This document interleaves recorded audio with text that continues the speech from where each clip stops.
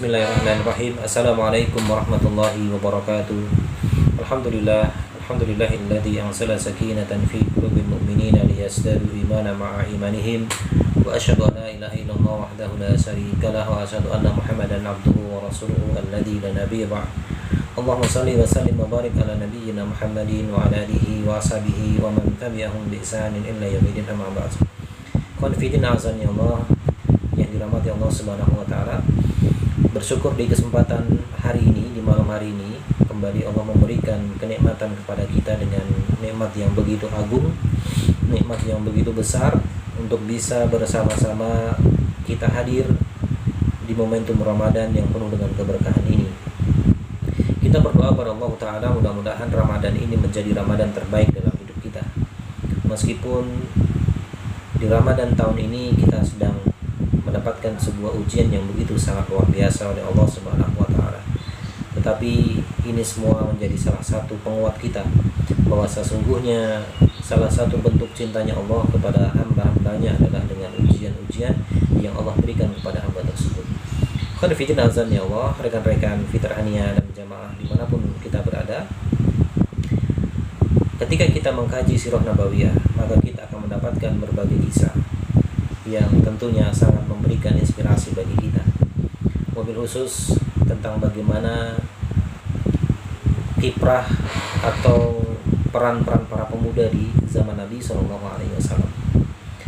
Dalam kesempatan yang singkat ini, saya mengutip apa yang disampaikan, dituliskan oleh Dr. Rakib Asyirjani dalam bukunya Menjadi Pemuda Pekat Zaman, bahwa ketika terjadi perang Badar, ada dua tokoh anak muda yang kemudian tokoh ini menjadi inspirasi bagi kita semuanya. Kita berharap kawan-kawan kita yang dari Fitrahania kelak ada orang-orang yang meneruskan perjuangan mereka, mengambil spirit-spirit perjuangan mereka dalam mengejar impian-impian mereka.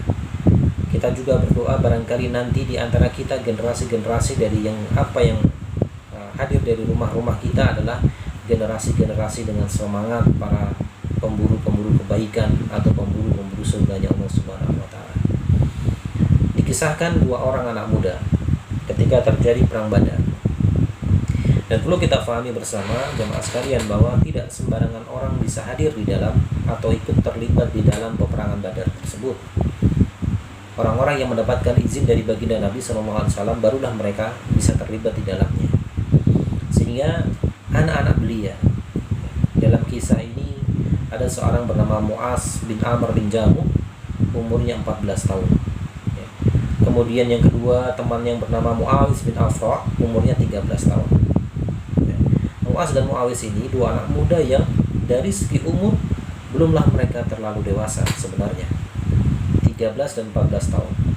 Mu'awiz 13, Mu'az berumur 14 tahun. Tetapi dua anak muda ini memiliki kisah yang sangat heroik. Mereka memiliki sebuah mimpi yang agung, yakni menjadi pembela baginda Nabi SAW.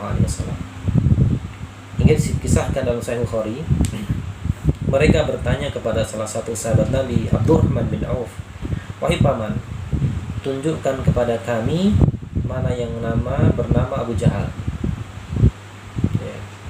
Kemudian Abdurrahman bin Auf mengatakan, "Untuk apa kalian bertemu dengan Abu Jahal?" Beliau mengatakan, Mu'az mengatakan, "Saya mendengar beliau orang yang paling benci dengan baginda Nabi SAW. Beliau orang yang selalu menghina Nabi SAW dan saya tidak terima. Saya tidak akan mengedipkan mataku sekedip pun ketika bertemu dia sebelum saya menebas lehernya." Luar biasa. Ya, ini seorang Mu'az bin Amr bin Jamuh, seorang anak muda putra dari Amr bin Jamuh.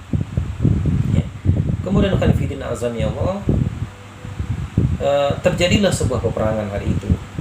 Yang kemudian baginda Nabi SAW serta para sahabat memulai peperangan itu. Dan seorang sahabat muda ini, yang kedua yakni Mu'awiz bin Afra, bertanya kepada Abdurrahman bin Auf, "Wahai paman, tunjukkan di mana keberadaan dari Abu Jahal." Jadi dua anak muda ini bertanya di mana keberadaan Abu Jahal. Kemudian sahabat Abdurrahman bin Auf mengatakan, nanti aku tunjukkan ketika aku bertemu dengannya.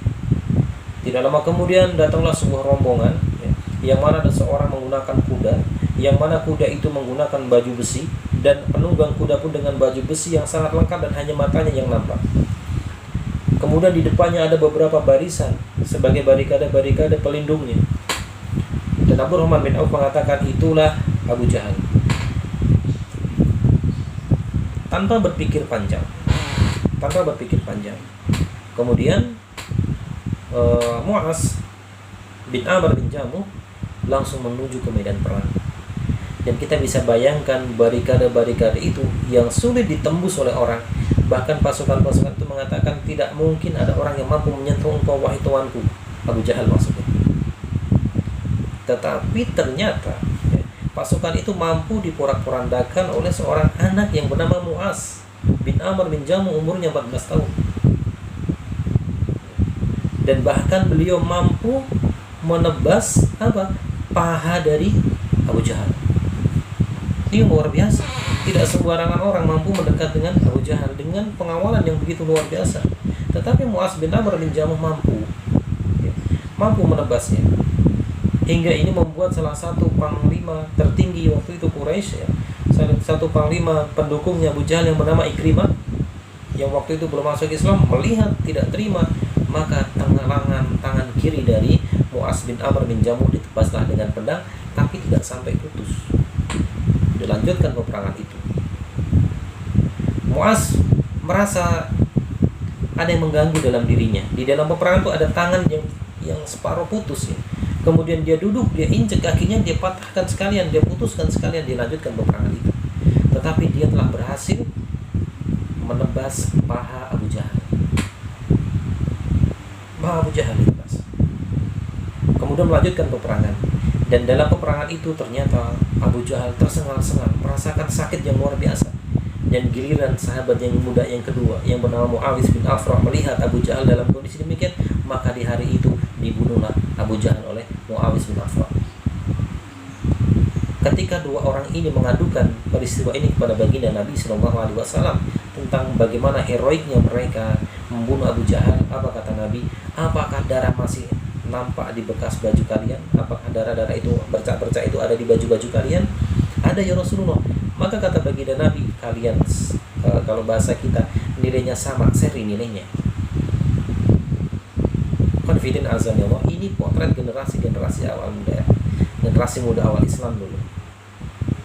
Sehingga teringatlah kita firman Allah Azza wa Jalla, wa fi dzalika falyatanafasil mutanafisun. Dan untuk demikian itulah hendaknya orang-orang berlomba-lomba dalam surat Mutaffifin. Apa itu? Dalam hal kebaikan, dalam mengejar mimpi-mimpi mereka. Dua anak muda ini mengejar mimpi menjadi pelindung baginda Nabi SAW, mencurahkan dirinya untuk Islam, sehingga mereka mulia di hadapan Rasulullah dan mulia di hadapan Allah Subhanahu wa taala. Kemudian hikmah yang berikutnya adalah walladzina jahadu fina lanahdiyanahum subulana. Dan orang-orang yang berjihad untuk mencari keriduan kami, kata Allah, maka akan kami tunjukkan kepada mereka jalan-jalan kami. Artinya apa ikhwas sekalian? Ketika kita memiliki sebuah azam, teman-teman sekalian, ketika kita memiliki sebuah cita-cita, maka berjuanglah semaksimal mungkin kita memperjuangkan cita-cita itu. Dan memang dalam perjuangan, cacian, kemudian hinaan, itu pasti akan mengiringinya, menjadi salah satu bumbu manisnya. Tapi ingatlah bahwa berbagai cercaan itu terkadang kita butuhkan untuk membuat lari kita lebih kencang. Terkadang hinaan itu kita memerlukannya. Untuk apa? Untuk menjadi energi kita yang lebih besar. Dan para pemuda di awal Islam adalah mereka orang-orang yang meneguhkan pendirian mereka, meneguhkan cita-cita mereka, menancapkan cita-cita mereka, dan kemudian mereka berusaha bermujahadah. Bukan Allah menjamin. Dan orang-orang yang berjihad, orang-orang yang bersungguh-sungguh mencari keriduan kami, maka kami berikan jalan-jalan kepadanya, berikan kemudahan. Kita bisa bercita-cita, diizinkan, silakan teman-teman sekalian. Kita bisa memiliki sebuah obsesi dunia, silakan. Selama itu dalam kebaikan, ya. Selama itu dalam ketaatan, silakan. Selama itu bisa membuat kita semakin dekat kepada Allah Azza wa Jalla. Semoga Allah memberikan kebaikan dan keberkahan kita semuanya. Assalamualaikum warahmatullahi wabarakatuh.